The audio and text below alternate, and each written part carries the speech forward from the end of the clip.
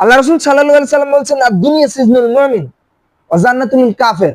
এই পৃথিবীটা, এই দুনিয়াটা মুমিনদের জন্য হলো কারাগার।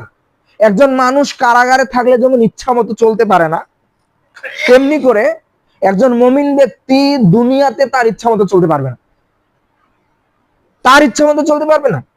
কাফের তার ইচ্ছা মতো চলতে পারবে, কারণ তার জাহান্নামের ভয় নাই, তার কবরের আযাবের ভয় নাই। কাফের কারা? যারা বেনামাজি তারা কাফের। তারা নামাজ পড়লে কি আর না পড়লে কি, তাদের কোনো চিন্তা নাই, তারা ইচ্ছা মতো চলবে। তাদের কোনো আল্লাহর ভয় নাই, তারা জেনা করবে, তারা চুরি করবে, তারা সবকিছু করবে, পাপ কাজ করবে। তারা ইচ্ছা করলে নামাজ পড়বে, ইচ্ছা করলে পড়বে না। এই জন্য আল্লাহ রাসূল বলছেন দুনিয়া সিজনুল মুমিন আর জান্নাতুল কাফির। দুনিয়াটা মুমিনদের জন্য হলো কারাগার, তারা ইচ্ছা মতো চলতে পারবে না। ও জান্নাতুল কাফির। এই কাফেররা আবার যখন পরকালে চলে যাবে, তারা বলবে ইয়াকুলু ইয়া লাইতানি কদ্দামতু লি হায়াতি, আল্লাহ আমাকে যদি আরেকটা হায়াত দিতে, আমি সৎকর্ম করে আসতাম। সূরা মুনাফিকুনের 9, 10, 11 নম্বর আয়াতে আল্লাহ তাআলা বলছেন